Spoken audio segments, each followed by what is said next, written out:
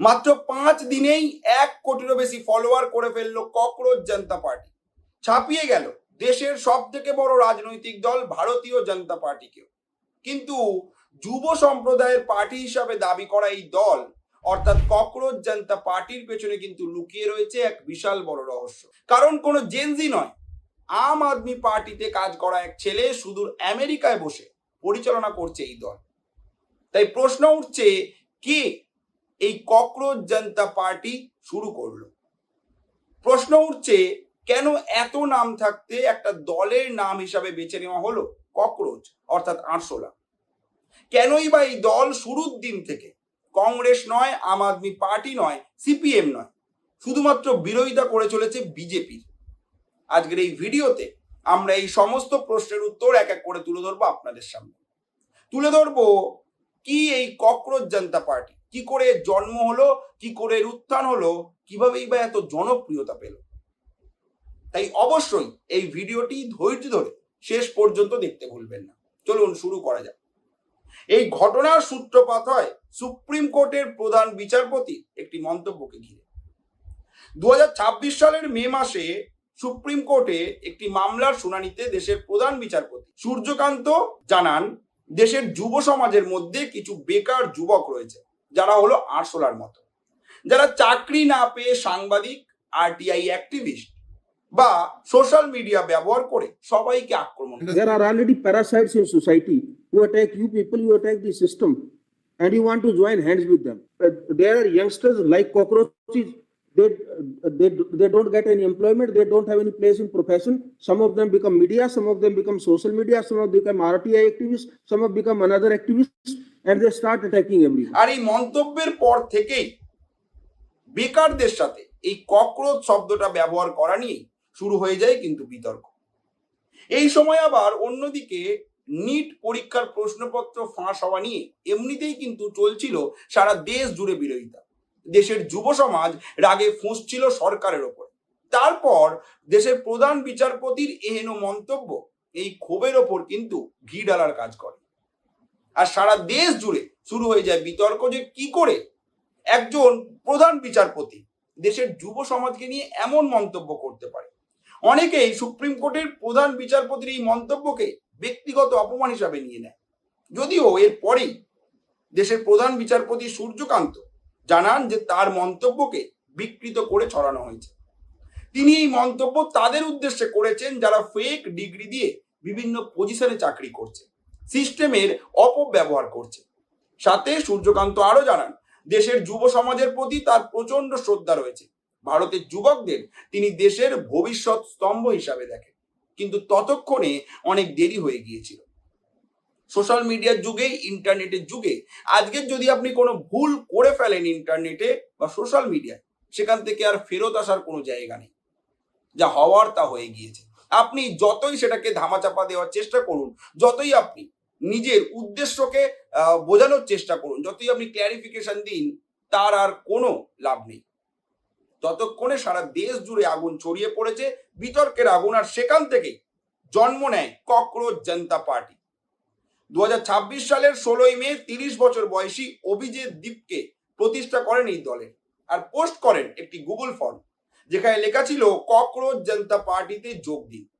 Social মিডিয়ায় post করা হয় একটি পোস্টার যেখানে লেখা ছিল one movement, one nation, one change. আর শুরুর 5 দিনের মধ্যেই 21শে মে এই দলের সোশ্যাল মিডিয়া অ্যাকাউন্টের ফলোয়ার সংখ্যা পৌঁছে যায় 1,27,00,000 ছাড়িয়ে যায় দেশের সব থেকে বড় পার্টি বিজেপির সোশ্যাল মিডিয়ার ফলোয়ার সংখ্যা। কারণ বর্তমানে বিজেপির ইনস্টাগ্রাম ফলোয়ারের সংখ্যা মাত্র 87 লক্ষ। ভাবতে পারছে যে দলের হাজার হাজার নেতা, কোটি কোটি টাকার প্রচার, আমাদের দেশের প্রায় সমস্ত রাজ্যেই রয়েছে এই দলের সরকার, তাদের 18,000-এরও বেশি পোস্ট রয়েছে সোশ্যাল মিডিয়ায়, কিন্তু সেই দলের ফলোয়ার সংখ্যায় এবার এগিয়ে গেল, তাদেরকে পেছনে ফেলে দিল এমন একটা দল যাদের বয়স মাত্র 5 দিন, ককরোচ জনতা পার্টি। এই দলের সোশ্যাল মিডিয়ায় পোস্ট সংখ্যা এখনো 60ও ছয়নি, তার মধ্যেই বিজেপিকে তারা পেছনে ফেলে দিয়েছে। তবে আপনাদের এটাও জানাবো, এই ককরোচ জনতা পার্টির এক্স হ্যান্ডেলকে ইতিমধ্যেই কিন্তু ব্যান করে দেওয়া হয়েছে। তাদের যে মালিক অর্থাৎ প্রতিষ্ঠাতা, অভিজিৎ দীপকে তিনি সোশ্যাল মিডিয়ায় প্রশ্ন তুলেছেন যে তারা এমন কি প্রশ্ন করেছে যার জন্য তাদের অ্যাকাউন্টকে সাসপেন্ড করে দেওয়া হলো। এবারে আপনাদের জানাবো মানুষ কেন এই ককরোচ জনতা পার্টিকে এত ফলো করছে, কেন জুড়তে চাইছেন এই দলের সাথে। কারণ এটা শুধু হাসির বিষয় ছিল না যে একটা দলের নাম ককরোচ, এটা ছিল ফ্রাস্ট্রেশনের এক্সপ্লোজন, অর্থাৎ হতাশার একটা বিস্ফোরণ। এই প্রজন্মের অনেকেই মনে করছেন তাদের কথা কেউ শুনছে না, বেকারত্ব চলছে, পরীক্ষায় দুর্নীতি চলছে, রাজনৈতিক নাটক চলছে, মিডিয়ার পক্ষপাতিত্ব চলছে, আর সব মিলিয়েই ভিতরে ভিতরে জমেছিল ক্ষোভ। আর এর মধ্যেই তাদেরই ভাষায় সামনে এসেছে ককরোচ জনতা পার্টি। তাদের tagline voice of the lazy and unemployed, অর্থাৎ অলস আর বেকারদের কণ্ঠস্বর। শুনতে মজা লাগলেও এটা কিন্তু একটা তীব্র রাজনৈতিক খোঁচা। এই ককরোচ জনতা পার্টির ওয়েবসাইটে লেখা রয়েছে, আমরা আর একটা পিএম কেয়ারস ফান্ড বানাতে আসিনি, আমরা জানতে চাই সেই টাকাগুলো কোথায় গেল। তাদের ইনস্টাগ্রামের বায়োতে লেখা রয়েছে যুব সমাজের জন্য তৈরি একটি রাজনৈতিক মোর্চা। অর্থাৎ এই দল একদিকে হাসির খোরাক করেছে নিজেদেরকে আরশোলা বলেছে, আবার অন্যদিকে তীব্র রাজনৈতিক খোঁচা দিয়েছে, তুলে ধরেছে সমাজের বাস্তবতাকে। এবার আপনাদের জানাবো এই দলের ম্যানিফেস্টো অর্থাৎ সংকল্প সম্পর্কে। এই দল এখনো পর্যন্ত সোশ্যাল মিডিয়ায় 5টা ম্যানিফেস্টো তুলে ধরেছে নিজেদের। তার মধ্যে প্রথম দাবি মহিলাদের জন্য 50% মন্ত্রিসভার আসন সংরক্ষণ। দ্বিতীয় দাবি যে এমএলএ বা এমপি দল বদল করবে তাকে 20 বছরের জন্য নির্বাচনে লড়তে দেওয়া হবে না।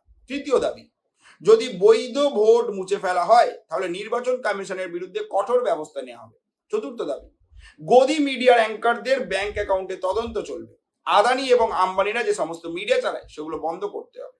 পঞ্চম দাবি অবসরপ্রাপ্ত প্রধান বিচারপতিদের রাজ্যসভায় পাঠানো বন্ধ করতে হবে। আর এই কথাগুলোই সোশ্যাল মিডিয়ায় ছড়িয়ে পড়ে আগুনের মতো। আরো মজাদার ছিল এই দলে যোগ দেওয়ার যে মানদণ্ড থাকে সেই কথাটা সম্পর্কে। ককরোচ জনতা পার্টি বলছে তাদের দলে যোগ দেওয়ার জন্য 1983 সালের বিশ্বকাপ জেতাই যথেষ্ট যোগ্যতা। আর এই মজার রিপ্লাই গুলোই ভাইরাল করেছে পুরো মুভমেন্টটাকে। কারণ এখন আর প্রথাগত রাজনীতি চলে না, চলে মিমের পলিটিক্স। এখন চলে অনলাইনে বিদ্রোহ, এখন বক্তৃতার চেয়ে মিম বেশি পাওয়ারফুল, ম্যানিফেস্ট হচ্ছে স্যারকাজম বেশি ভাইরাল। আর এগুলোই কিন্তু ককরোচ জনতা পার্টিকে মাত্র 5 দিনের মধ্যে এত জনপ্রিয় করে দিয়েছে, কারণ তারা মানুষের সাথে নিজেদেরকে এক করতে পেরেছে। জেনজিরা যারা প্রতিদিন সোশ্যাল মিডিয়ায় নিজেদের অনেকটা সময় অতিবাহিত করে, নিজেদের অনেকটা সময় খরচ করে, তারা কিন্তু এই মিমগুলোকে নিজেদের সাথে মিলাতে পেরেছে। তাই কিন্তু তারা দিনের পর দিন জুড়েছে এই ককরোচ জনতা পার্টির সাথে। আর তাই কিন্তু এই ককরোচ জনতা পার্টি মাত্র 5 দিনে 1,27,00,000 ফলোয়ার্স করে ফেলেছে। এতক্ষণ ধরে আপনারা শুনলেন এই ককরোচ জনতা পার্টির জন্ম কি করে হলো, তাদের উত্থান কি করে হলো, তারা জনপ্রিয়তা কি করে পেল। কিন্তু আপনারা যে জিনিসটা লক্ষ্য করলেন না সেটা হলো এই দলের কর্মকাণ্ড। এই ককরোচ জনতা পার্টির সোশ্যাল মিডিয়া পোস্ট হোক কিংবা এই দলের যিনি প্রধান তার কথাবার্তা আপনি শোনেন, আপনি লক্ষ্য করবেন এই দল যুবকদের নিয়ে কম চিন্তিত, বেশি চিন্তিত বিজেপিকে নিয়ে। এই দল যুবকদের সমস্যা নিয়ে খুব কম কথা বলছে, বেশি কথা বলছে বিজেপি কাজ নিয়ে। কিন্তু প্রশ্ন উঠে যায় কেন এত রাজনৈতিক দল রয়েছে দেশে, সবাই কেউই কিন্তু ধোয়া তুলসী পাতা না, সবাই কম বেশি ভালো খারাপ কাজ করেছে, অন্য দলকে কেন বিরোধিতা করা হচ্ছে না, শুধুমাত্র বিজেপিকে কেন বিরোধিতা করা হচ্ছে। এমনকি 20 মে এই দলের প্রতিষ্ঠাতা সোশ্যাল মিডিয়ায় আবেদন করেন বিজেপিকে আনফলো করার, অন্য কোনো দলকে কিন্তু আনফলো করার আবেদন তিনি করেননি, তিনি করেন বিজেপিকে আনফলো করার আবেদন। প্রশ্ন উঠছে কেন এত দল থাকতে শুধুমাত্র বিজেপিকে কেন। আর তার প্রমাণ পাওয়া যায় এর পরের কিছু ঘটনা দেখলে। কারণ হঠাৎ করেই দেখা যায় এই দলে সমর্থন করা শুরু করেন তৃণমূলের সাংসদ মহুয়া মৈত্র। তিনি বলেন আমি এই দলে যোগ দিতে চাই। আবার এই দলের যিনি প্রতিষ্ঠাতা অভিজিৎ দীপকে তার ইতিহাস দেখলেও আপনি কিন্তু একদম বুঝে যাবেন কেন এই দল খোলা হয়েছে, এই দলের আসল উদ্দেশ্য কি। এই অভিজিৎ দীপকে ব্যক্তি পুনেতে সাংবাদিকতা পড়েছে, পরবর্তীকালে আমেরিকার বোস্টন ইউনিভার্সিটিতে পাবলিক রিলেশনস নিয়ে পড়াশোনা করেছে। কিন্তু রাজনীতির সঙ্গে যোগ তার এই 5 দিনের নয়, বরং অনেক আগের।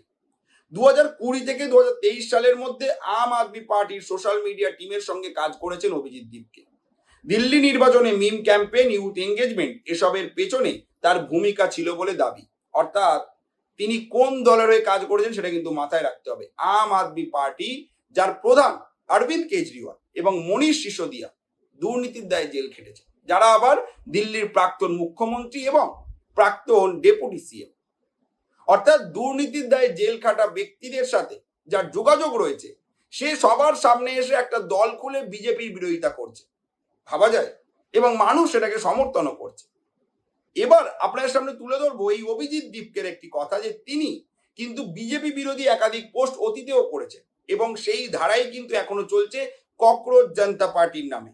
তাই অনেকেই বলছে যে এই দল অর্থাৎ ককরোচ জনতা পার্টি ককরোচ মন্তব্যের আড়ালে বিজেপির বিরোধিতাকে বাস্তবায়ন করার চেষ্টা করছে।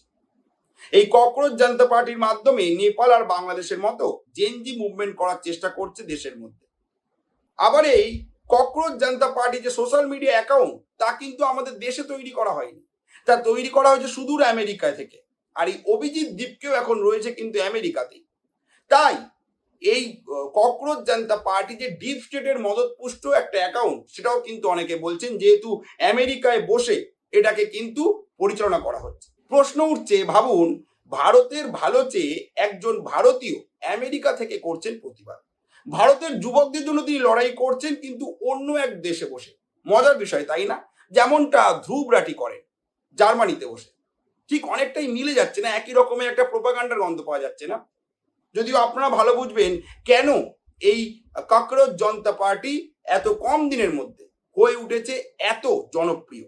আপনাদের কি মনে হচ্ছে, এই ককরোচ জনতা পার্টি শুধুই কি সোশ্যাল মিডিয়ার ট্রেন্ড, নাকি এটা নতুন প্রজন্মের রাজনৈতিক বিদ্রোহের ইঙ্গিত? একে একে তুলে ধরলাম কিভাবে এই ককরোচ জনতা পার্টির উত্থান হলো, তারা জনপ্রিয়তা পেল। আবার এটাও তুলে ধরলাম এদের পলিটিক্যাল অ্যালাইনমেন্ট কোন দিকে রয়েছে, কেন এরা ভারতে নয় সুদূর আমেরিকায় বসে দেশের ভালো করতে চাইছে, যেমন জার্মানিতে বসে ধ্রুব রাঠি চাইছে। আমরা জানতে চাই আপনাদের মতামত। আপনারা কি মনে করছেন এই ককরোচ জনতা পার্টির কাজ নিয়ে? কেন তারা যুবকদের সমস্যা নিয়ে কথা বলছে না? কেন তারা শুধুমাত্র বিজেপির বিরোধিতা করছে? এর উত্তর জানা থাকলে অবশ্যই জানাবেন কমেন্ট করে। আর যদি এরকমই কন্টেন্ট আপনারা পেতে চান, যদি এরকমই লেটেস্ট আপডেট আপনারা জানতে চান, আর যদি এরকম কন্টেন্ট আপনাদের ভালো লেগে থাকে, তাহলে অবশ্যই ফলো এবং সাবস্ক্রাইব করতে ভুলবেন না আমাদের এই চ্যানেলটি। ধন্যবাদ।